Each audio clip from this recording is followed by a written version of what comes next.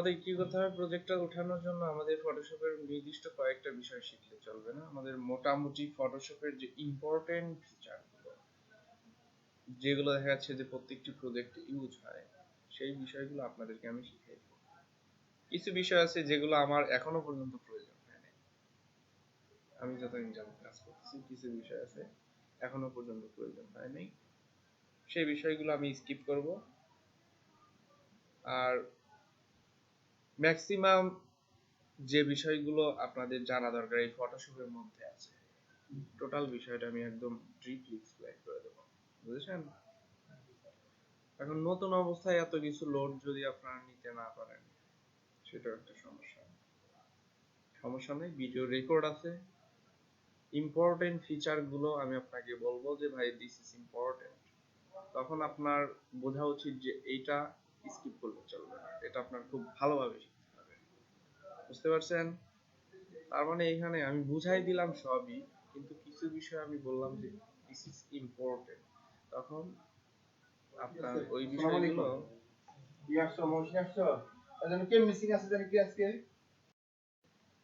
তো আপনাদের এই বিষয়টা সবসময় মনে রাখতে হবে, আমি যে বিষয়টা বলবো যে ভাই এটা ইম্পর্টেন্ট শিখতে হবে, তখন আপনার ধরে নিতে হবে যেটা শিখতে হবে। সেটা যদি স্কিপ করেন তাহলে কাজ করতে পারবেন না।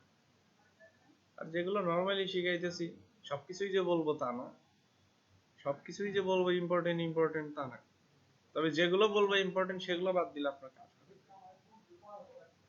বুঝতে পারছেন? প্রত্যেকটা বিষয় আপনি শিখে রাখার চেষ্টা করবেন, প্রত্যেকটা বিষয় জানা খুবই ইম্পর্টেন্ট। সবগুলো বিষয় যখন আপনার জানা থাকবে বা প্র্যাকটিস থাকবে, তখন আপনার মাথার মধ্যে ক্রিয়েটিভ জিনিসগুলো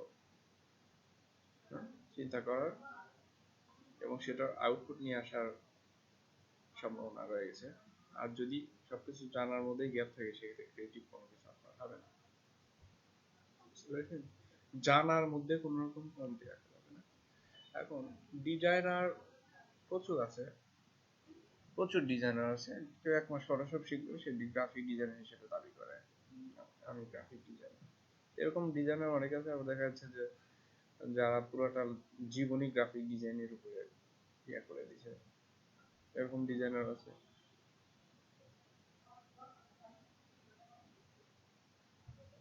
কিন্তু এক একজনের কাজের কোয়ালিটি কিন্তু ক্রিয়েটিভ না। কেউ কেউ দেখবেন যে গ্রাফিক ডিজাইন কোনো একটা প্রতিষ্ঠানের আন্ডারে সারা জীবন কাজ করে দিচ্ছে, নতুন কিছু শেখার চিন্তা করে না।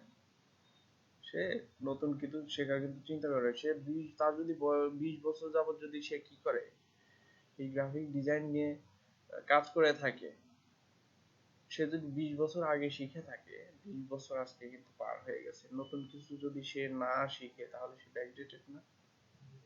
সে কিন্তু নিজেকে যুগের সাথে মানায় নিতে পারে নাই, তো হবে না। কিন্তু 5 বছরের একটা ডিজাইনার সে কি করছে, তো সে প্রচুর পরিমাণে পরিশ্রম করে, সে রিসার্চ করে, ডিজাইনের মধ্যে নতুন নতুন পড়াশোনা করে, সে কিন্তু আবার যুগের সাথে মানায় নিতে পারবে। এবং তার যদি সবগুলো বিষয় জানা থাকে, সেক্ষেত্রে কিন্তু সে একজন ক্রিয়েটিভ ডিজাইনার হয়ে যাবে। আপনাদের প্রত্যেকটা বিষয় জানা থাকা খুব ইম্পর্টেন্ট, তাহলে ক্রিয়েটিভ কিছু করতে পারবেন। ডিফারেন্স দুইটা ডিজাইনের মধ্যে ডিফারেন্স এটাই, একটা হচ্ছে ক্রিয়েটিভ ডিজাইনার আর একজনের ক্রিয়েটিভিটি আসে না। বুঝতে পারছেন? জাস্ট কিছু কালার কনসেপ্ট নিয়ে কাজ করে, টাইপোগ্রাফি নিয়ে কাজ করে, শেষ। আপনাদের চ্যালেঞ্জ হচ্ছে ক্রিয়েটিভ ডিজাইনার। আমি শিওর দিয়ে বলতে পারি যদি আপনি ক্রিয়েটিভ ডিজাইনার হয়ে যাইতে পারেন, তাহলে আপনার পিছনে তাকাইতে হবে না। অনেকে এই সেক্টরে আসে, কোর্স করতে আসে, করেও, আবার দেখা যাচ্ছে সুন্দর করে কোর্স শেষ হওয়ার আগেই অন্য কিছুতে লিড নিয়ে চলে যায়, অনেক আসে। আবার অনেকে দেখা যাচ্ছে যে এই সেক্টরটাতে লেগে থাকে, লেগে থাকার ফলে একটা সময় এই সেক্টর ছাড়া অন্য কিছু কল্পনাও করতে পারে না, কারণ তারা অবস্থান তৈরি হয়ে যায়। আপনাদের ওই রকম টার্গেট নিয়ে কাজ করতে হবে, ধৈর্য ধরে কাজ করতে হবে। একটা কোর্সের মধ্যেই কখনো সীমাবদ্ধ থাকা যাবে না। একটা কোর্স করেই যে শেষ, আপনি অনেকবার ডিজাইনার হয়ে গেলেন, হলো না।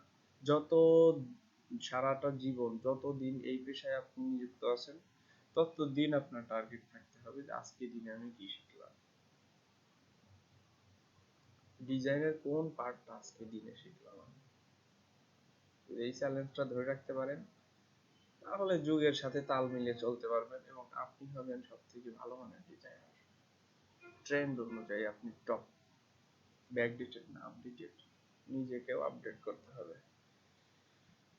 মোটামুটি একটা বিষয় আপনাদের ক্লিয়ার করে দিলাম। গত ক্লাসে একটা ডকুমেন্ট সেটআপ আপনাদেরকে শিখিয়েছি। সেই ডকুমেন্ট নিয়ে কাজ করার পরে সেটাকে সেভ করার জন্য যে ফাইল ফরম্যাটগুলো সেটাও কিন্তু শিখেছি না সব কি? ও কেউ তো বাসায় ল্যাপটপ নাই, যাদের আছে তারা প্র্যাকটিস করছেন বাসায়? খুবই ভালো। আমি শুধু দেখায় যাব, আপনারা শুধু দেখে যাবেন। হ্যাঁ, দেখে যাবেন নাটক দেখে যাবেন। একটা অপশন আসে না, পরে আনইনস্টল করে দিয়েছি। আচ্ছা, নাটক দেখলে কিন্তু হবে না। আমরা অনেকে ইউটিউবে ভিডিও টিউটোরিয়াল দেখি, নাটকের মতো একটা যায় খুব ভালো লাগে, আবার দেখি আরেকটা যায় আরেকটা দেখি। গ্রাফিক ডিজাইন আমি মনে করি 40% থিওরিটিক্যাল বিষয়, 60%ই হচ্ছে প্র্যাকটিস। বুঝতে পারছেন? ফ্রিল্যান্সিং এর পার্টটা কিন্তু এর সাথে আমি ইনক্লুড করি নাই।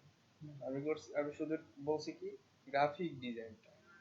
গ্রাফিক ডিজাইনটা হচ্ছে 40% কি থিওরিটিক্যাল আর 60% হচ্ছে আপনার প্র্যাকটিক্যাল। তো আপনার প্র্যাকটিক্যালটা যত যা ভালো হবে তার কাজের কোয়ালিটি ভালো হবে তত বেশি। তার মানে আমি প্রাধান্য দিলাম কোনটাকে বেশি? আপনার প্র্যাকটিসটাকে কিন্তু প্রাধান্য বেশি দিলাম। আমি আগেই বলে নিচ্ছি কোর্সের শুরুতে, প্র্যাকটিসকে কিন্তু আমি প্রাধান্য বেশি দিলাম। আপনি যদি প্র্যাকটিস না করেন সেক্ষেত্রে কিন্তু আপনার কাজের কোয়ালিটি ভালো হবে। কাজ শিখবেন, ডিজাইন করতে পারবেন, বিজনেস কার্ড আপনিও পারবেন, মহসিন ভাই পারবে, তাই না? বিজনেস কার্ড কি, ফটো রিটাচিং আপনিও পারবেন, সেও পারবে, কিন্তু দুইটার মধ্যে ডিফারেন্ট তৈরি হয়ে যাবে। যে প্র্যাকটিস বেশি করবেন তার কাজটা হবে চমৎকার, চমৎকার না হলেও তার কাজটা হবে ভালো। আর যে প্র্যাকটিস করবেন না সে পারবেন কিন্তু দেখা যাচ্ছে এই জায়গায় বেশি সাদা হয়ে গেছে, এই জায়গায় বেশি কালো হয়ে গেছে, অথবা এমন ভাবে কাজটা করছেন যেটা আসলে প্রফেশনাল হয় নাই, ভালো জিনিসটাকে নষ্ট করে ফেলছেন। ব্যালেন্স করা শিখতে হবে, ব্যালেন্স একমাত্র প্র্যাকটিস থেকেই করা সম্ভব। আচ্ছা, আমরা একটা নতুন ডকুমেন্ট করে দিচ্ছি, ফাইল থেকে নিয়ে চলে যাবো, নিয়ে থেকে এখান থেকে যে কোনো, আমি এটাও শিখিয়ে দিয়েছি একটা ডকুমেন্ট কিভাবে আপনাদের সেটআপ করে নিতে হয়। যারা বোঝেন নাই বা যারা ভিডিওটা দেখেন নাই তারা ভিডিওটা নিয়ে যাবেন গত ক্লাসে, পুনরায় আবার দেখে নেবেন। হ্যাঁ, বিস্তারিত আলোচনা করা আছে প্রত্যেকটা বিষয় নিয়ে। এখানে আমি একটা ডকুমেন্ট সেটআপ করে নিচ্ছি। এখন এক্সট্রাস আসবে, এক্সট্রাসটা আমরা হাইড করে দেব কন্ট্রোল এইচ এর মাধ্যমে। এই যে গ্রিড সিস্টেম, এটা কন্ট্রোল এইচ এর মাধ্যমে এটাকে হাইড করে দিলাম। তো হাইড করে দেওয়ার পর এই মুহূর্তে আমাদের কি করতে হবে? এই পেজটার উপরে আমরা চাইলে ডিজাইন করতে পারবো। ডিজাইন করার জন্য আমরা কি ব্যবহার করব? এখান থেকে বিভিন্ন ধরনের টুল। এই টুলগুলোর বিস্তারিত জানা আমাদের খুবই ইম্পর্টেন্ট বা জরুরি বিষয়। তো আপনারা কি করবেন, আমি ধারাবাহিকভাবে প্রথম থেকে শুরু করে শেষ পর্যন্ত যতগুলো টুলস আছে এই টুলস এর বিস্তারিত ব্যবহার এবং ইউজ সম্পর্কে আপনাদের আজকে থেকে ধারণা করে দেব। বুঝেছেন? বাসায় শুধু এটাকে আপনি প্র্যাকটিস করবেন। টুলস গুলো সম্পর্কে বিস্তারিত আলোচনা করব এবং এর সাথে কিছু টাস্ক আপনাদের আমি দিয়ে দেবো। আপনারা কি করবেন, ফেসবুক গ্রুপে সেই টাস্ক গুলো অ্যাসাইন করে দেবেন।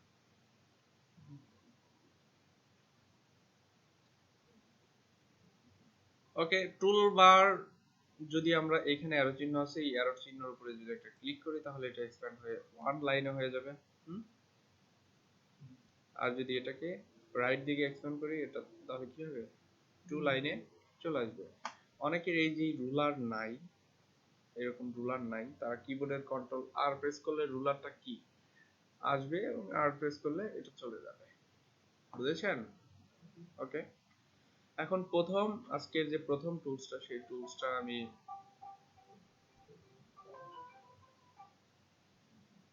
আচ্ছা, প্রথম যে টুলসটা সেই টুলসটা সম্পর্কে আমরা আলোচনা করব। প্রথম টুলসটার নাম কি? মার্কিউ টুল যেটাকে বলা হয়।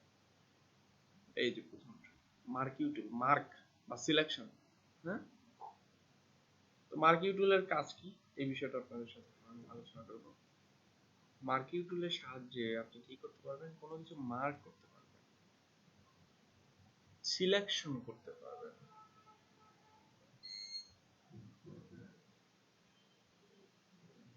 সিলেকশন বুঝি কি বুঝেন বলেন? সিলেকশন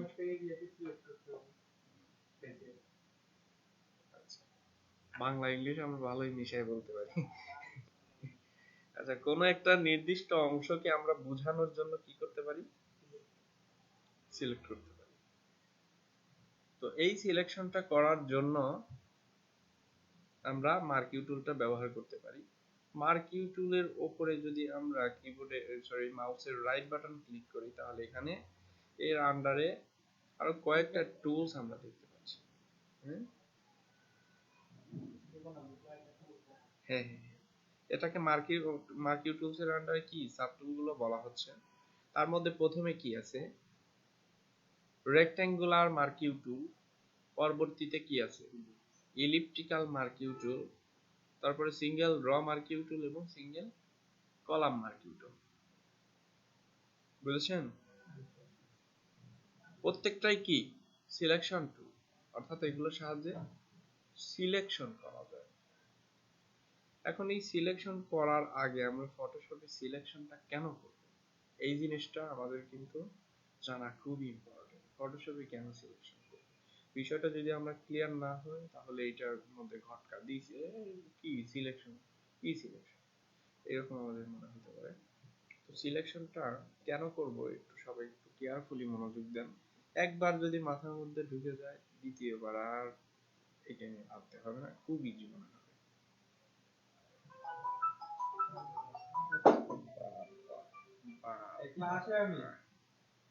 বলছে বাবা,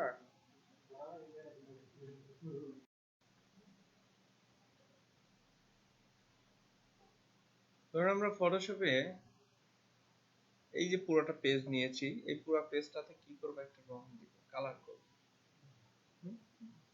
কালার করার জন্য বেসিক্যালি আমরা এখান থেকে ফরগ্রাউন্ড থেকে কোনো একটা কালার নিই, কালার নিয়ে অল্টার ব্র্যাকেট স্পেস প্রেস করলে এই কালারটা কিন্তু আমাদের হয়ে যাচ্ছে।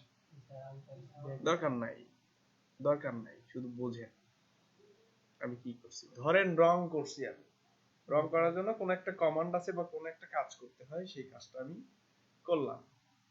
সেটা আমার ডকুমেন্ট বা আমার পেজের কিন্তু পুরাটা অংশ জুড়ে কি হয়েছে? কালারটা হয়ে গেছে। কিন্তু যখন আমরা কোনো সিলেকশন টুলস দিয়ে নির্দিষ্ট কোনো একটা অংশ এইভাবে সিলেকশন করে দেব, সিলেকশন কিন্তু করলাম, করার পরে এখন সেই যে কালার করার কমান্ডটা দিয়েছিলাম আমরা, যে কমান্ডে আমাদের ফুল পেজটা কালার হয়ে গেছিল, সেম কমান্ডটা আমরা দিই। সেম কমান্ডটা দেওয়ার ফলে এখন শুধুমাত্র কালারটা কোথায় হইলো?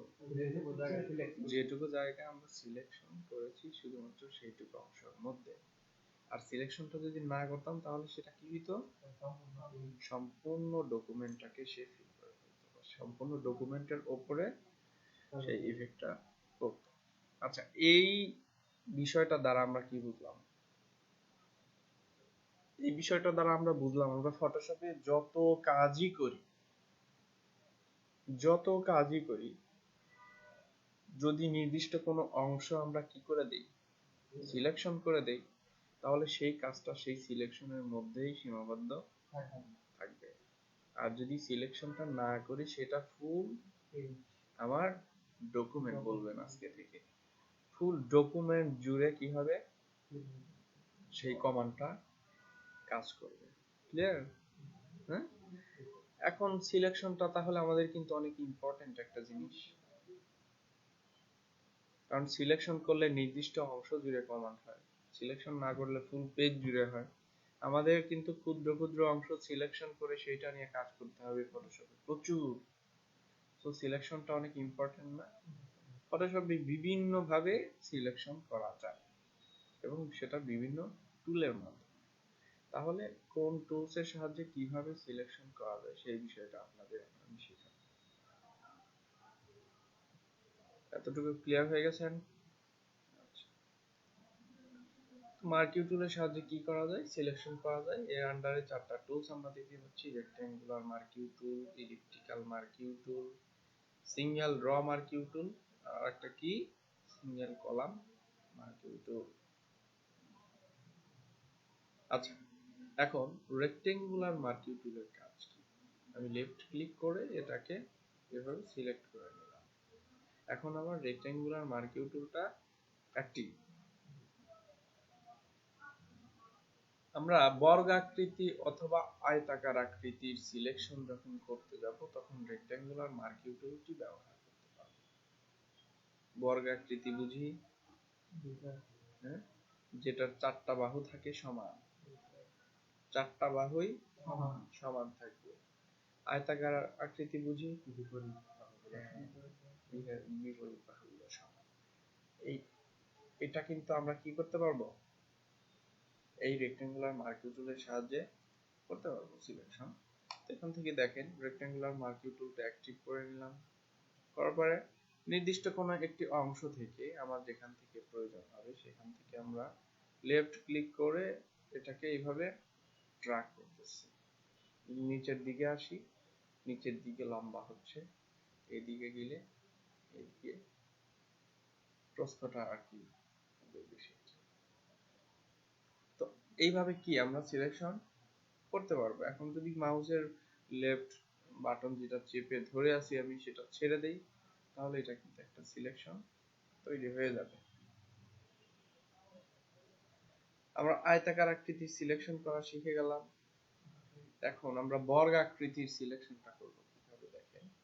সেম জিনিসটাকেই আমরা এইভাবে যখন ড্র্যাগ করব, আমরা কিবোর্ডের শিফট বাটনটা হোল্ড করে ধরে ড্র্যাগটা করব।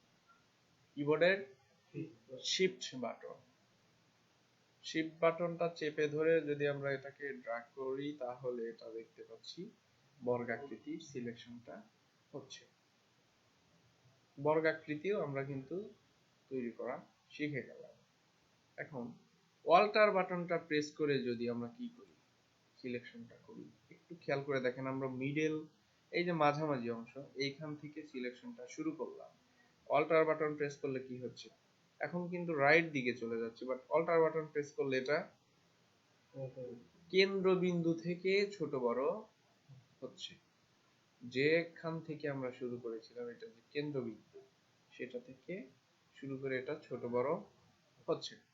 এই মুহূর্তে যদি শিফট বাটনটাও আমি চেপে ধরি তাহলে কি হবে, এটা বর্গ আকৃতি হবে এবং কেন্দ্রবিন্দু ঠিক রেখে এটা ছোট বড় হবে। এটুকু বিষয় সবাই ক্লিয়ার? ওকে, আমরা জানি একটা টুলস এর আন্ডারে বিভিন্ন ধরনের অপশন থাকে, সেগুলো কোথায় শো করে, অপশন বারে। তো রেক্ট্যাঙ্গুলার মার্কিউ টুলস এর আন্ডারে যে অপশনগুলো থাকবে সেটা কি কি আছে সেগুলো আমরা একটু দেখে নিই। তো দেখেন, প্রথমে অপশন বারে এখানে একটা আমরা আইকন দেখতে পাচ্ছি যেটার নাম হচ্ছে নিউ সিলেকশন। নিউ সিলেকশনের কাজ কি, সে একটা নতুন সিলেকশন তৈরি করবে। এই যে একটা সিলেকশন করলাম আমরা, দেখেন কেয়ারফুলি, দেন যদি নতুন আরেকটা সিলেকশন তৈরি করতে যাই আগেরটা ডিলিট হয়ে নতুন আবার এটা সিলেকশন হচ্ছে, তাই হচ্ছে না? তার মানে আমাদের এইখানে যদি ক্লিক দিয়ে আমরা এই কাজটাকে করি তাহলে কি হবে, এটা নতুন একটা সিলেকশন তৈরি হবে, বারবার নতুন একটা সিলেকশন তৈরি হবে। কিন্তু আমরা যদি সেকেন্ড যে একটা অপশন আছে, আইকন দেখতে পাচ্ছি একটা শেপের সাথে আর একটা শেপ কি লেগে আছে, এটা হচ্ছে add to selection. Add to সিলেকশনের কাজ কি, অ্যাড টু সিলেকশনের কাজ হচ্ছে যুক্ত করা। অর্থাৎ আপনি এখানে ধরেন একটা শেপ এইভাবে নিয়েছেন, এখন দেখেন আপনার এখানে কিন্তু প্লাস একটা চিহ্ন চলে আসছে আমার মাউসের কার্সারের পাশে। প্লাস চিহ্ন আসছে না, এখান থেকে আপনি এটাকে এতটুকু অংশ ধরেন যুক্ত করবেন, দিয়ে দিলাম। এই সিলেকশনের সাথে এটা কিন্তু এখন যুক্ত হয়ে গেছে। এটা এরকম করলাম, এটার সাথে কিন্তু এতটুকু যুক্ত হয়ে গেছে। আচ্ছা, তারপরে কি আছে? তারপরে এখানে খেয়াল করলে দেখবো পাবো যে আমরা কি সাবট্রাক্ট ফ্রম সিলেকশন, সাবট্রাক্ট করে একটা সিলেকশন থেকে বাদ দিয়ে দেয়া।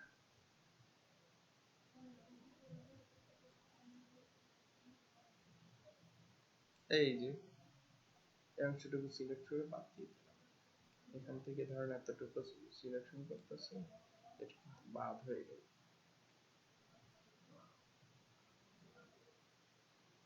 এটুকু ক্লিয়ার?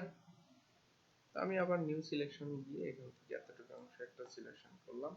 এরপরে দেখেন আরেকটা বিষয় আছে, সেটা হচ্ছে ইন্টারসেক্ট উইথ সিলেকশন। তো ইন্টারসেক্ট উইথ সিলেকশন এটার কাজ কি?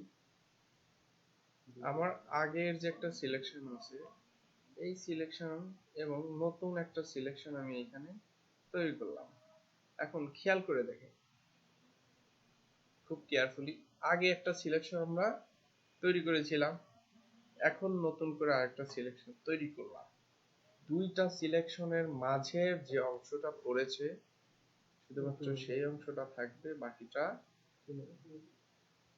ডিলিট হয়ে যাবে। এইটাই হচ্ছে ইন্টারসেক্ট উইথ সিলেকশন। ক্লিয়ার? ওকে, খুবই ভালো। এখন আমরা শিখবো হচ্ছে আরো বিস্তারিত বিষয়। একটা সিলেকশন যখন আমরা তৈরি করব, সেই সিলেকশনটাকে মুভ করা যায়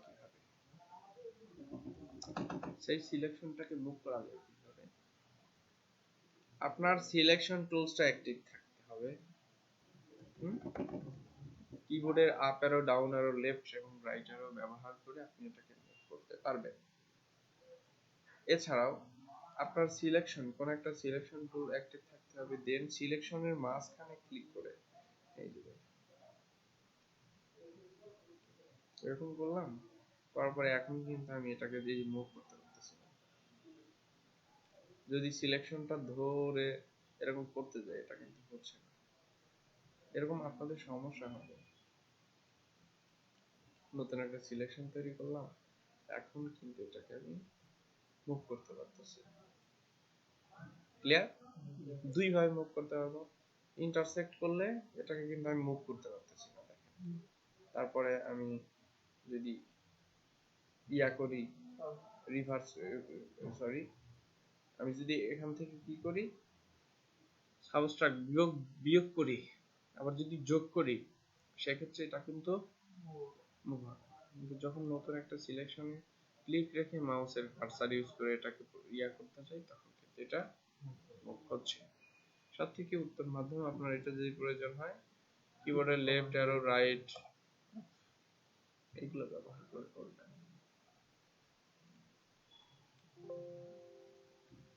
যখন সিলেকশন যদি ইন্টারসেক্ট করার পরে তাহলে মুভ করবো তুমি। আচ্ছা, দেখাই দিই। আমরা নতুন একটা সিলেকশন নিলাম, এখান থেকে ইন্টারসেক্ট করলাম না, ইন্টারসেক্ট করার পর এখন আমার এটা মুভ করার প্রয়োজন না। আবার কখন সিলেকশন করবো? আপনি কিবোর্ডের লেফট অ্যারো প্রেস করতে পারেন, রাইট অ্যারো প্রেস করতে পারেন, আপ এবং ডাউন প্রেস করতে পারেন। এইভাবে আপনি মুভটা কিন্তু করতে পারেন।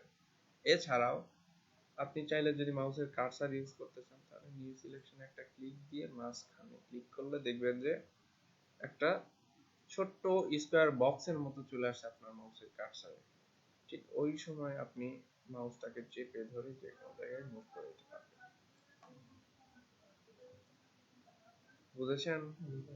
অনেক বুঝেছেন, কিন্তু প্র্যাকটিস না করলে মনে হচ্ছে না, মানে কনফিডেন্সটা পাচ্ছি না। যেহেতু শুধু ক্লাস করাইতেছি, আমি লেসন বেশি দেব না, আপনাদের প্র্যাকটিস করার জিনিস আগে দরকার। বেসটা হচ্ছে গঠন না হইলে পরবর্তীতে লেসন যখন আমি আপডেট লেসন গুলোতে চলে যাব, আপনাদের জন্য মহা বিপদ চলে আসবে। আর যদি বেসটা একবার গঠন হয়ে যায়, পরবর্তীতে সেই ব্যাচটাকে দৌড়ায়, মানে প্রচুর দৌড়ানো যায়। এই বিষয়টা একদম প্রুভড। বেশ অনেকগুলো ব্যাচের ক্ষেত্রে আমি অ্যাপ্লাই করে এই আউটপুটটাই পেয়েছি। যাদের বেস ক্লিয়ার থাকে না, উপর দিকে যত যায় তত আরো বুঝে না, আরো বুঝে না, সমস্যা তৈরি হয়। আর বেসটার পেছনে যদি দেখা যাচ্ছে যে ভালোভাবে তৈরি করা যায়, পরবর্তীতে একবার যদি স্ট্রং বেস একটা হয়ে যায়, তখন ওটাকে নিয়ে অনেক দ্রুত আগানো যায়।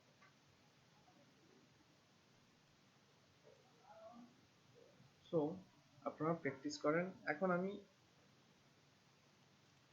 একটা বিষয় আপনাদেরকে দেখাই দিই।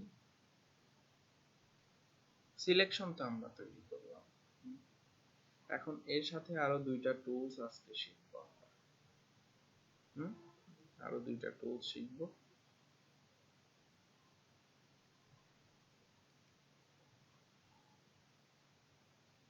আরো দুইটা টুলস শেখার আগে আমি এই দুইটা আগে শেষ করে নিই। তার মধ্যে একটা কি আছে, ইলিপ্টিক্যাল মার্কিউ টুল। ইলিপ্টিক্যাল মার্কিউ টুলের সাহায্যে কি করা যায়, এটার সাহায্যেও সিলেকশন করা যায়। দেখেন এই যে অপশন বারের মধ্যে সেম অপশনগুলো আমরা দেখতে পাচ্ছি, কিন্তু এইটা ডিফারেন্ট। শুধুমাত্র ডিফারেন্টটা হচ্ছে এটা গোলাকৃতি অথবা ডিম্বাকৃতির হিসেবে আপনি তৈরি করতে পারবেন। ডিম্বাকৃতির তৈরি করতে গেলে সেম, জাস্ট অ্যাক্টিভ করে আপনার ইচ্ছা মতো। আর যদি গোলাকৃতি করতে চান, কিবোর্ডের শিফট বাটন, আর যদি কেন্দ্রবিন্দু ঠিক রেখে করতে চান, অল্টার এবং শিফট। ক্লিয়ার? নতুন করে আর কিছু শেখা। এরপরে হচ্ছে সিঙ্গেল র মার্কিউ টুল। এটার কাজ কি, আপনার র বরাবর 1 পিক্সেলের একটা সিলেকশন তৈরি করবে। র বরাবর 1 পিক্সেলের একটা সিলেকশন তৈরি করবে। আর এটার কাজ কি, কলাম বরাবর 1 পিক্সেলের একটা সিলেকশন তৈরি করবে। বেশি নেসেসারি না, তবে আপনাকে রেক্টেঙ্গুলার মার্কিউ টুল এবং ইলিপ্টিক্যাল মার্কিউ টুল দুইটা টুল সম্পর্কে বেশ ভালো ধারণা থাকতে হবে। এই দুইটা সম্পর্কে বেশি ভালো ধারণা না থাকলেও চলবে। বুঝেছেন? আচ্ছা, এখন আমরা ছোট্ট একটা ডিজাইন করে ফেলি এই দুইটা টুলস ব্যবহার করে। এই ডিজাইন পার্টে যাওয়ার আগে আমাদের তো রং করা শিখতে হবে। সিলেকশন করলাম, রং করতে পারি না, তাহলে সমস্যা না? আচ্ছা, রং করার জন্য কি প্রয়োজন হয় বলেন তো? নরমাল চিন্তা করেন, ফটোশপের চিন্তায় না আসি আমরা। আমরা যখন বাস্তবিক যদি হ্যাঁ আচ্ছা, যদি বাস্তবিক দিকটা চিন্তা করি আমরা, যদি কোনো কিছুতে রং করতে চাই আমরা, সেক্ষেত্রে প্রথমত আমাদের রং দরকার হবে। দ্বিতীয়ত দেখা যাচ্ছে যে তুলি দরকার হবে। তৃতীয়ত আমাদের দরকার হচ্ছে কি, যেখানে আমরা রং করব সেই জায়গাটা। আর চতুর্থ আরেকটা জিনিস দরকার হবে, বলেন তো কি সেটা? কোন জায়গাটায় আমরা রং করব সেটা তো আছেই, ডিজাইন কোথায় করবেন সেটা তো আছে, কিন্তু রংটা যে আমরা করতেছি, করার জন্য আরেকটা জিনিস দরকার, সেই বিষয়টা সম্পর্কে আপনাদের আলোচনা করি। আপনার রং প্রয়োজন, রংটা বাজার থেকে কিনে নিয়ে আসেন। রংটা থাকে কোথায়? কৌটায় থাকে। সরাসরি কি কৌটা থেকে রংটা নিয়ে কাজ করেন? রং কিন্তু কাজ করার জন্য একটা নির্দিষ্ট পাত্র দরকার।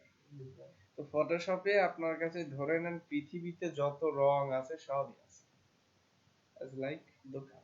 সেখান থেকে আপনি কি করবেন, আপনার প্রয়োজনীয় রংটা করার আগে সেটাকে পাত্রে রাখবেন, দেন সেই পাত্র থেকে অ্যাপ্লাই করবেন। তো ফটোশপ কি করছে, এখানে দুইটা পাত্র দিয়ে রাখছে আপনাদের কাজের সুবিধার জন্য। একটা পাত্রের নাম কি, ফরগ্রাউন্ড, আর একটা পাত্রের নাম কি, ব্যাকগ্রাউন্ড। দুইটা পাত্র, ধরেন একটা কি, আমরা নরমালি বলি যে একটা বাটি, একটা বাটি আর আরেকটা হচ্ছে বালতি। দুইটা দুই নাম না, কিন্তু দুইটাই কিন্তু পাত্র, দুইটাতেই রং রাখা হয়। অ্যাডোবি ফটোশপ তাতেও দুইটা জিনিসই পাত্র, দুইটার আলাদা আলাদা শুধু নাম দেয়া হয়েছে, এটার মধ্যে ডিফারেন্ট কোনো কিছু নাই। আপনারা হয়তো বা এই বিষয়ে চিন্তা করতে পারেন এই ব্যাকগ্রাউন্ডটা আবার মানে কি আর ফরগ্রাউন্ডটা কি, দুইটার মধ্যে ডিফারেন্ট বা বিভিন্ন ধরনের মাথার মধ্যে কাজ করতে পারে। ব্যাকগ্রাউন্ড মনে হয় ব্যাকগ্রাউন্ডে দেওয়া যায়, ফরগ্রাউন্ড মনে হয় ফরগ্রাউন্ডে না। একদম ডিফারেন্ট। বিষয়টা হচ্ছে জাস্ট ওরা দুইটা নাম ইউজ করছে। ব্যাকগ্রাউন্ড বলতে কি পেছনের পাত্র, আর ফরগ্রাউন্ড হচ্ছে সামনের পাত্র, এইটি। তাছাড়া এখানে ডিফারেন্ট। একটা পাত্র রাখলে একটু সমস্যা হয় আমাদের, দেখা যাচ্ছে এক রং নিয়ে কাজ করে সেই পাত্র আবার ধুয়ে আবার নতুন রং নিয়ে কাজ করতে হয়, সমস্যা না? তো এই জন্য দুইটা পাত্র এখানে রাখলে যে একই সাথে আপনি দুইটা কালার নিয়ে কাজ করতে পারবেন।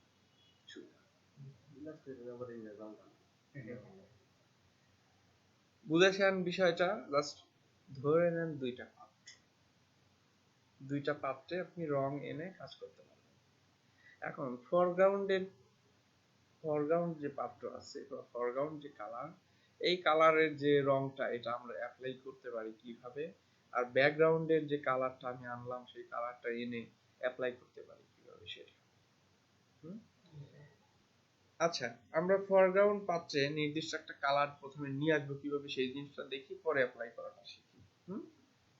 ফরগ্রাউন্ড পাত্রের কালারের জন্য আপনাকে ফরগ্রাউন্ড পাত্রে ডাবল ক্লিক করতে হবে। এখানে চলে আসলো কি কালার পিকার। কালার পিকার সম্পর্কে কেউ কি আগে থেকে কোনো কিছু জানেন?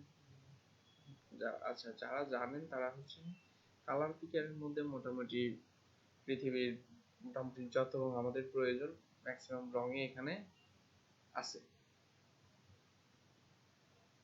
বুঝতে পারছেন? শুধু আপনাকে কি করতে হবে, নিতে হবে। আপনাদের অনেকের এই যে এরকম থাকে,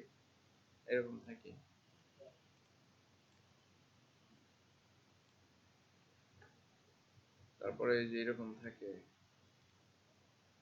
এট ফার্স্ট আপনি এটাকে চেঞ্জ করে এইচে নিয়ে আসবেন। এগুলোর প্রত্যেকটারই নির্দিষ্ট একটা মিনিং আছে। এই যে কালার পিকারটা দেখতে পাচ্ছেন, প্রত্যেকটার কি নির্দিষ্ট একটা মিনিং আছে। আমি খুব শর্টকাট আপনাদেরকে বুঝাই দিই। এইচ ফর হিউ, রঙের বিপরীত নামই হচ্ছে হিউ। এস ফর স্যাচুরেশন, আর বি ফর, এটা হচ্ছে ব্ল্যাকের যে মাত্রা সেটা। আচ্ছা, যাই হোক, তারপরে আর রেড, গ্রিন, ব্লু, আরজিবির একটা ভেরিয়েশন যেটা এখান থেকে আমরা ব্যবহার করি। আরজিবি একটা কালার মোড যেটা আমরা গত ক্লাসে শিখেছি। এল এ বি, ল্যাব একটা কালার মোড যেটা ল্যাব প্রিন্ট গুলোতে ব্যবহার করা হয়। আর আরেকটা কি সি এম ওয়াই কে, সাইন ম্যাজেন্টা ইয়েলো কি ব্ল্যাক। আর এখানে একটা অপশন রাখা হয়েছে হেক্সা কোডের জন্য। প্রত্যেকটা কালারের ডিফারেন্ট একটা হেক্সা কোড থাকে, যে কোডটা আমরা কি যে কোনো জায়গায় ব্যবহার করতে পারবো, অথবা যে কোনো জায়গা থেকে এই কোডটা কপি করে নিয়ে এসে এখানে পেস্ট করে দিলে সেই কালার কোডটা আমরা পেয়ে যাব। মোটামুটি কালার পিকার সম্পর্কে একটা ধারণা পেয়ে গেছি না? তো আমরা ছিলাম কোথায়? আমরা ছিলাম ফরগ্রাউন্ড কালারে কিভাবে রং নিয়ে আসবো সেটাই। তো আমরা কি জাস্ট ফরগ্রাউন্ড কালার একটা ক্লিক করলে এখানে কালার পিকারটা চলে আসতেছে। আমরা এইচ তে রাখবো। দেন রেড এর এখানে দেখেন একটা স্লাইডার আছে, এই স্লাইডারটা যেদিকে মুভ করতেছে সেখানে রঙের কি পরিবর্তন হচ্ছে। ধরেন আপনার ব্লু কালার দরকার, তাহলে এই স্লাইডারটা ব্লুতে নিয়ে আসলাম। এখান থেকে ব্লুর বিভিন্ন ধরনের শেড, টিন টোন আছে। দেখা যাচ্ছে এইদিকে নিয়ে আসলে সাদা কালার, এইদিকে নিয়ে আসলে অনেক ভাইব্রেন্ট একটা ব্লু কালার পাচ্ছি। তারপরে এইদিকে নিয়ে আসলে দেখা যাচ্ছে পিওর ব্ল্যাক পেয়ে যাচ্ছে এইদিকে, হ্যাঁ একদম ব্ল্যাক। আবার এইদিকে নিলে ব্লুর যে ডার্ক শেড গুলো আছে সেই শেড গুলো পেয়ে যাচ্ছে। আপনার কোন কালারটা প্রয়োজন এখান থেকে সেটাকে শুধুমাত্র এইভাবে সিলেকশন করে ওকে প্রেস করে দেবেন, তাহলে সেই কালারটা আপনার ফরগ্রাউন্ডে চলে আসবে। হ্যাঁ, তো ফরগ্রাউন্ডের কালারটা এখন আমরা আমাদের ডিজাইনে অ্যাপ্লাই করব। একটা কিবোর্ড শর্টকাট আছে যেটার নাম হচ্ছে অল্টার ব্যাকস্পেস। অল্টার প্রেস করবেন, তারপরে কিবোর্ডের একটা ব্যাকস্পেস প্রেস করবেন। অল্টার প্রেস করে চেপে ধরে থাকতে হবে, এর সাথে একটা কিবোর্ডের ব্যাকস্পেস প্রেস করতে হবে, তাহলে আপনার ফরগ্রাউন্ডের যে কালারটা আছে সেই কালারটা অ্যাপ্লাই হবে।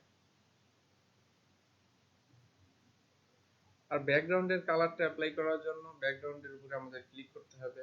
ক্লিক করার পরে যে কালারটা আমরা অ্যাপ্লাই করতে চাচ্ছি সেটা প্রথমে আমাদের ব্যাকগ্রাউন্ড কালারে নিতে হবে। এরপরে কি কন্ট্রোল, কিবোর্ডের কন্ট্রোল চেপে ধরে রেখে যদি আমরা ব্যাক স্পেস ক্লিক করি তাহলে সেই কালারটা অ্যাপ্লাই হবে। বুঝেছেন? কন্ট্রোল ব্যাক স্পেস আর কন্ট্রোল ব্যাক। এটা প্রথম অবস্থায় আপনাদের খুব এলোমেলো হয়ে যাবে। ফরগ্রাউন্ড দিতে ব্যাকগ্রাউন্ড দিয়ে ফেলবেন, ব্যাকগ্রাউন্ড দিতে ফরগ্রাউন্ড দিয়ে ফেলবেন। এটা যদি বিশ্বাস না হয় ভুল করার পরে আমার কথা মনে হবে। হ্যাঁ, যখন ভুল হবে তখন মনে হবে যে না এটা তো স্যার বলছে। আমি কথা বলতেছি এক্সপেরিয়েন্স থেকে, অভিজ্ঞতা থেকে বলতেছি। আপনাদের কি ভুল হইতে পারে না হইতে পারে সেটা সংশোধন করার জন্যই আমার কাছে আসছে। এখন আরেকটা বিষয় শিখে রাখি আমরা। এইখানে একটা অ্যারো অ্যারো অ্যারো চিহ্ন দেখতে পাচ্ছি না? এই যে অ্যারো চিহ্নতে যদি আমরা ক্লিক করি তাহলে দেখা যাচ্ছে ব্যাকগ্রাউন্ডের কালারটা ফরগ্রাউন্ডে আসতেছে, ফরগ্রাউন্ডের কালারটা ব্যাকগ্রাউন্ডে আসতেছে। এইটার এক্সচেঞ্জ, এটার বলা হয় এক্সচেঞ্জ। এক্সচেঞ্জটা করার জন্য কিবোর্ডের একটা বাটন প্রেস করলে হয়। কিবোর্ডের এক্স বাটনটা যদি আমরা প্রেস করি তাহলে এটা কি হবে?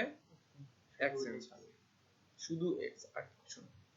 কিবোর্ডের এক্স বাটনটা প্রেস করলে এটা এক্সচেঞ্জ হবে। আচ্ছা, এখানে আরেকটা বিষয় আমাদের জানা খুবই ইম্পর্টেন্ট, সেটা হচ্ছে ফরগ্রাউন্ড এবং ব্যাকগ্রাউন্ড দুইটার ডিফল্ট কালার ছিল কি? সাদা এবং কালো। এইটা অনেক ইম্পর্টেন্ট একটা জিনিস, আমাদের খুব প্রয়োজন হয় যখন আপনারা কাজ করবেন, মাস্কিং নিয়ে যখন কাজ করবেন, ঠিক আছে, তখন দেখবেন যে এটা খুব ইম্পর্টেন্ট। ডিফল্ট কালারটা নিয়ে আসা খুব ইম্পর্টেন্ট। তো কিবোর্ডের একটা বাটন শুধু প্রেস করলে ডিফল্ট কালারটা চলে আসবে, সেটা হচ্ছে ডি। দেখেন, শুধুমাত্র একটা ডি প্রেস করলাম, এখানে ডিফল্ট যে কালারটা ছিল সাদা এবং কালো, ব্যাকগ্রাউন্ডে সাদা, ফরগ্রাউন্ডে কালো, ডি প্রেস করলাম সেই কালারটা চলে আসলো। বুঝেছেন? মোটামুটি আপনাদের প্রজেক্ট করার জন্য আপনারা এখন প্রস্তুত। এখন আমরা প্রজেক্টে চলে যাই। ধরেন রেক্টেঙ্গুলার মার্কিউ টুল, এটা সিলেক্ট করলাম। সিলেক্ট করে এখান থেকে এই সিলেকশনটা এতটুকু অংশে আমি কি করতেছি? নিয়ে নিচ্ছি। নিয়ে নেওয়ার পরে এখন আমরা ফরগ্রাউন্ড কালারে যাব। ফরগ্রাউন্ড কালার থেকে সুন্দর একটা শেড এখান থেকে সিলেক্ট করব আমরা। সিলেক্ট করার পরে ওকে দিয়ে এই কালারটাকে ফরগ্রাউন্ডে নিয়ে আসলাম। এখন ফরগ্রাউন্ডের কালারটা অ্যাপ্লাই করার জন্য আমাকে কি করতে হবে? ওটার ব্যাক স্পেস। তাহলে এই কালারটা কি অ্যাপ্লাই হয়ে গেল? কিন্তু আমাদের কিন্তু সিলেকশনটা এখনো রয়ে গেছে। সিলেকশন রয়ে গেছে না? এই যে কি দেখেন, জুম করলে বুঝবেন, এই সিলেকশন রয়ে গেছে। হ্যাঁ, এই সিলেকশনটাকে আমাদের কি করতে হবে? এখন ডিসিলেক্ট করতে হবে না? হ্যাঁ, ডিসিলেক্ট করার জন্য আপনি জাস্ট সিলেকশনের রাইট ক্লিক করে যদি ডিসিলেক্ট একটা ক্লিক করে দেন সেটা হয়ে যাবে। অথবা এর একটা কিবোর্ড শর্টকাট আছে, সেটা কি? Control D. তাহলে এটা ডিসিলেক্ট হয়ে যাবে। ডিসিলেক্ট করার পর তার মুভ করার নাকি আবার সিলেক্ট করে তারপর আছে, অনেক কিছু আছে, আস্তে আস্তে শিখবো। হ্যাঁ, এখন আপাতত ধরে নেন মুভ করার কোনো অপশন আমার কাছে নাই। যদি রংটা অ্যাপ্লাই করে ফেলেন,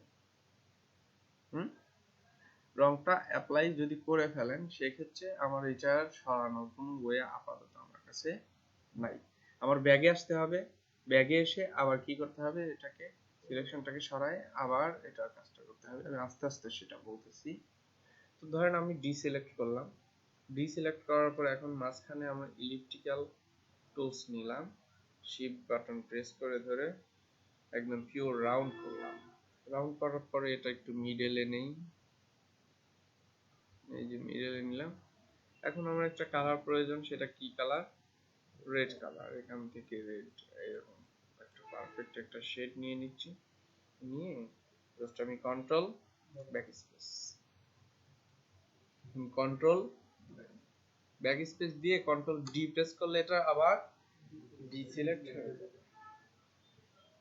সবাই পারবেন? পারবেন। আচ্ছা, এখন এই কাজটা করতে গিয়ে আপনাদের অনেক ভুল হইতে পারে। ভুলের মধ্যে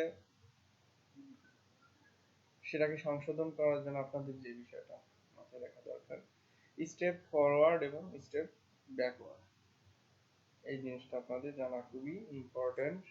অর্থাৎ একটা ভুল করে ফেলছেন, তাহলে ব্যাগে যাইতে হবে না আমাকে, সেই জিনিসটা কিভাবে পাওয়া যায় আমি দেখাই। আপনি যদি কিবোর্ডের কন্ট্রোল জেড প্রেস করেন, এখন দেখেন সিলেকশনটা ফেরত আসছে। আবার যদি কন্ট্রোল জেড প্রেস করেন, তাহলে সিলেকশনটা চলে যাচ্ছে। অর্থাৎ একটা কন্ট্রোল জেড প্রেস করলে একটা স্টেপ সামনে যাচ্ছে, সরি ব্যাগে যাচ্ছে, যেটাকে বলা হয় কি আনডো। হ্যাঁ, আবার যদি কন্ট্রোল জেড আবার প্রেস করেন, তাহলে সেটা কি হচ্ছে, আবার ব্যাগে যাওয়া থেকে সামনের দিকে আসতেছি, রিডো। বুঝেছেন? আনডো এবং রিডো, অর্থাৎ একটা স্টেপ সামনে যাচ্ছে, একটা স্টেপ পেছনে যাচ্ছে, শুধুমাত্র কন্ট্রোল জেড প্রেস করলে। Control Z. এখন আমরা যদি চাই একাধিক স্টেপ যদি পেছনে যাই, সেক্ষেত্রে কিভাবে সম্ভব? Control alter Z, control alter Z, এটাকে যদি আপনি কি করেন, এইভাবে প্রেস করে ধরে যতবার কন্ট্রোল অল্টার জেড এইভাবে প্রেস করবেন, ততবার আপনি পেছনের দিকে যাচ্ছেন। এখন আবার পেছনের দিকে চলে আসছেন, এখন পেছন থেকে যদি আবার সামনের দিকে যাওয়ার প্রয়োজন হয়, যেটাকে বলা হয় ফরওয়ার্ড, তাহলে control shift Z, control shift Z. এই দেখেন একটা স্টেপ আমরা এইভাবে সামনে যাচ্ছি। সবাই ক্লিয়ার? কেন?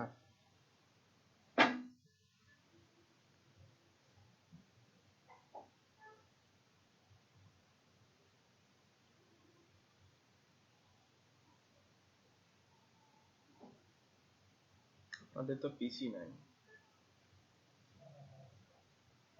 বাড়িতে আছে, আপনার আছে, আপনার আছে, আপনার আছে, আপনাদের নাই। আপনার তিনজন আজকে বাসায় গিয়ে সফটওয়্যারটা প্রথমে ইনস্টল করবেন।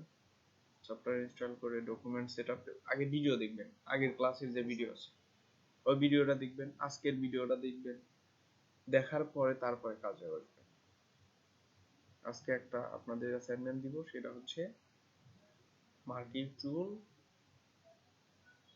ব্যবহার করে, ফরগ্রাউন্ড কালার ব্যাকগ্রাউন্ড ব্যবহার করে কোনো একটা প্রজেক্ট তৈরি করতে হবে। বিভিন্ন জিনিস তৈরি করা যায়, সেই জিনিসগুলো আপনারা তৈরি করবেন। প্রথম অবস্থায় এতটুকু শিখলে, এইটুকু শিখতে গিয়ে দেখবেন যে কত সমস্যার সম্মুখীন হচ্ছে। আপনি চাচ্ছেন একটা জিনিস তৈরি করতে, কিন্তু হচ্ছে কি যায়, কিসের জন্য, কেমন করে জানা করে পারতেছেন না। ফেসবুক গ্রুপে, হ্যাঁ, এই যে ইমেজ, এটার ইমেজ রেন্ডার করতে পারবেন না, কিভাবে বলেন তো? ফাইল থেকে সেভ অ্যাজ, কোথায় সেভ করবেন দেখাই দিলেন, চাইলে নাম দিয়ে দিতে পারেন। সেভ অ্যাজ টাইপে গিয়ে এই যে জেপিইজি, জেপিইজি এটা সিলেক্ট করবেন, এই জেপিইজি জেপিইজি জেপিইজি জেপিই, এই যে ফরম্যাটটা, এটা সিলেক্ট করে সেভ দিয়ে দিবেন। তারপরে দিলাম, এখান থেকে ম্যাক্সিমাম কোয়ালিটিটা আমরা একটু ভালো রাখবো, দিয়ে ওকে দিয়ে দেব। তাহলে এটা কি হবে, আমার সেভ হয়ে যাবে।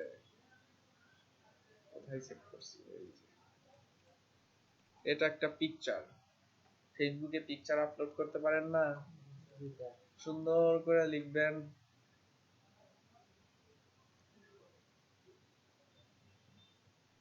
ডেট দিবেন, আর আরেকটা class date, assignment number, class date, submit date. বুঝেছেন?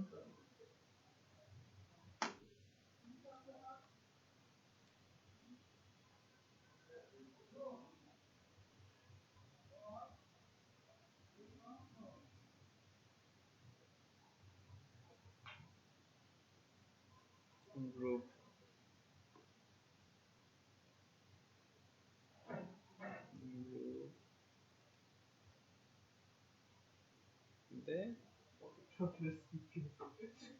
এইগুলো দিয়ে কি আর? আরো এটা সমস্যা। এই যে আপনাদের গ্রুপের কোনো কাভার ফটো এখনো পাওয়া হয় নাই। সমস্যা নেই। এদের আর কয়টা ক্লাস যায়, তারপরে এদের থেকে যারা ওই যে ইয়া করতেছে না, কোর্স করতেছে না বা লিভ নিয়েছে, তাদেরকে এই গ্রুপ থেকে সরাই দিবে। হ্যাঁ, আপাতত না, যেহেতু প্রাইভেট গ্রুপ। আচ্ছা, এই গ্রুপটাতে আপলোড করবেন।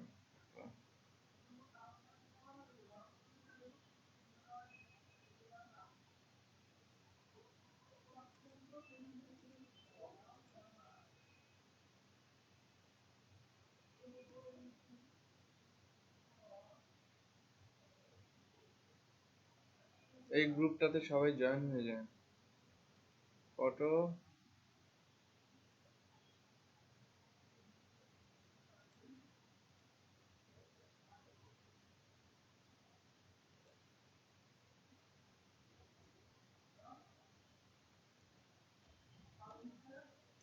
অ্যাসাইনমেন্ট 1,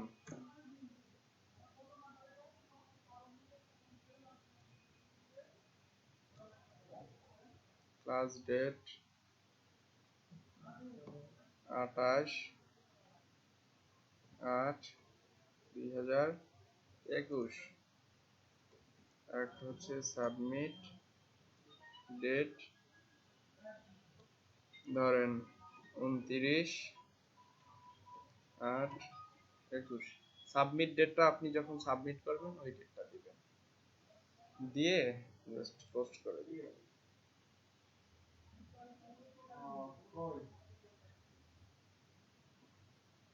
বুঝতে পারছেন? Assignment 1, class date, submit date.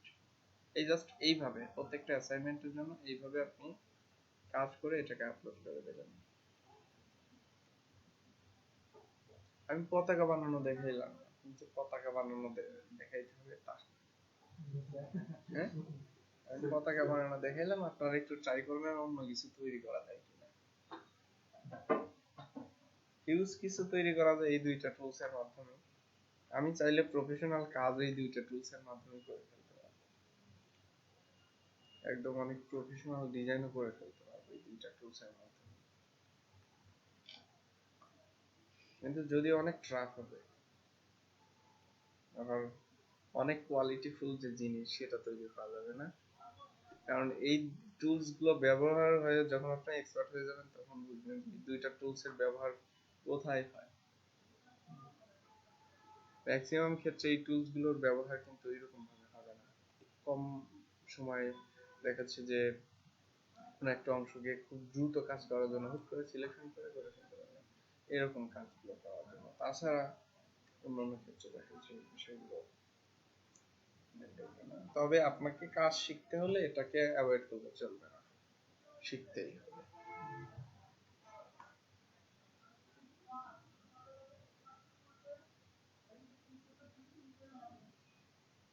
আমি আরেকটা প্রজেক্ট আপনাদের করে দেখাই দিই,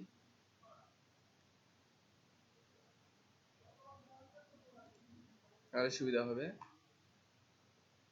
দেখেন, এখান থেকে আমি এতটুকু একটা সিলেকশন তৈরি করলাম।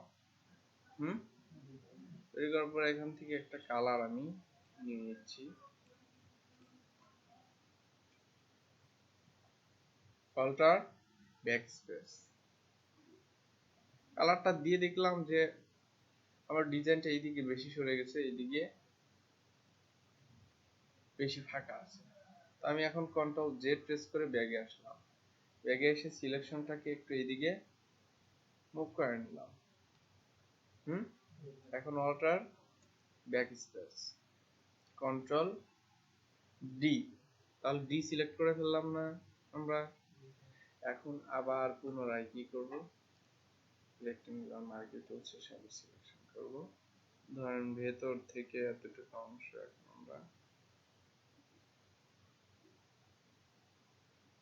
সিলেকশন করব।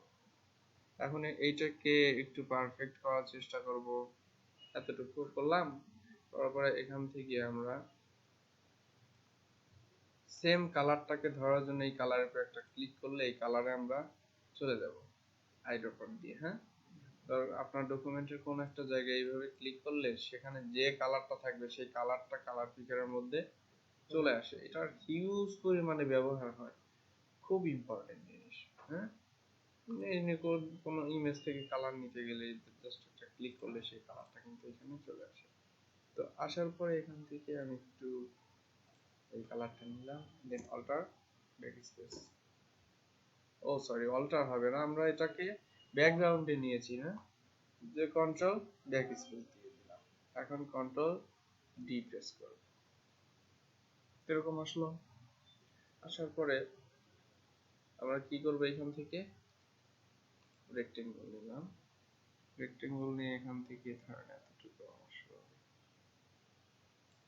এরকম করব। তারপরে এই সিলেকশনটাকে পারফেক্ট একটা পজিশনে আমরা কি করব, প্রথমে নিয়ে যাব। নিয়ে যাওয়ার পরে এখন আমরা এই এখানে কালার করব হচ্ছে অল্টার ব্যাকস্পেস, হয়ে গেল। এখন আমরা কি করব, ইলেকট্রিক্যাল মার্কিং টুল নিব, মার্কিং টুল নিয়ে এখান থেকে এরকম করলাম। তারপরে একটু নিচের দিকে আসি সবাই, এরকম আসার পরে জাস্ট এটাকেও অল্টার ব্যাকস্পেস করে দিলাম। এটা এলইডি টিভির সরি মনিটর, যাই হোক যেটাই বলি, তৈরি করে ফেললাম। ক্লিয়ার সবাই? তারপর যদি আমরা এখানে যে আরো কিছু দিতে চাই, ধরেন এইখানে বাটন দিতে চাই, সেক্ষেত্রে শিফট বাটন প্রেস করে এরকম রাউন্ড করে ফেললাম। রাউন্ড করে এখান থেকে আমরা কন্ট্রোল ব্যাক স্পেস দিলাম। এখন আর সিলেকশনটাকে আমরা কি করব না, ডিসিলেক্ট করব না, কারণ সেম সাইজের জিনিসটাকে আমরা এই সাইডেও আরেকটা তৈরি করব। তো সিলেকশনটাকে কি করব, একটু এইদিকে সরাই নিয়ে আসবো। এখন আবার দিলাম, আবার সিলেকশনটাকে সরাই নিয়ে আসবো এইদিকে, ঠিক আছে। আবার দিলাম,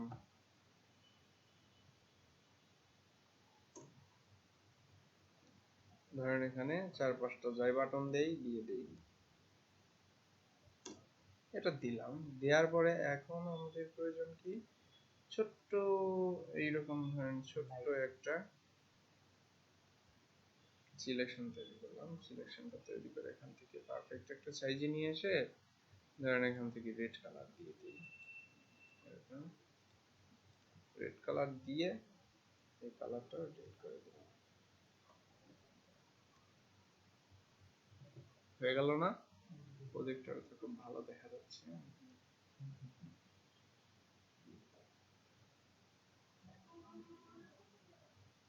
এখন এই ফাইলটাকে সেভ করব। মেইন ফাইল হিসেবে সেভ করার জন্য ফাইল থেকে আমরা কি করব, সেভ অ্যাজ ডেস্কটপ নাম দিয়ে দিতে পারি।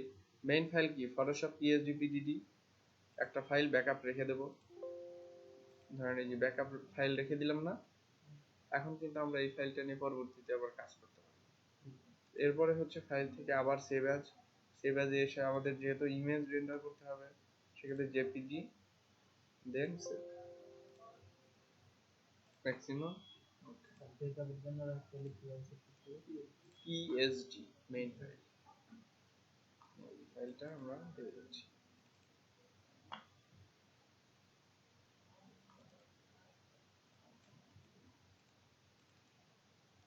আপনারা সবাই গ্রুপ ওয়ার্ক করেন, একজন 5 মিনিট করে ট্রাই করেন, যেহেতু বাসায় পিসি নেই। যারা বাসায় পিসি নাই বা আগে থেকে একটু জানাশোনা আছে তারা একটু করেন, বাকিটা সবাই দেখেন। আবার ওনাকে একটু 5 মিনিট করতে দেন, আমাকে একটু 5 মিনিট করতে দেন। আর বাসায় পিসি থাকলে আর প্র্যাকটিস করেন। আসেন, এক্সপার্ট কি আছেন? আমাদের মনিটর মাঝে মাঝে অন হয় না, নতুন কিনছি। এখন কি ঝামেলার মধ্যে আমি ভালোই দিচ্ছি, মনিটর অন হয় না মাঝে মাঝে, বিপদ না এটা। ওনার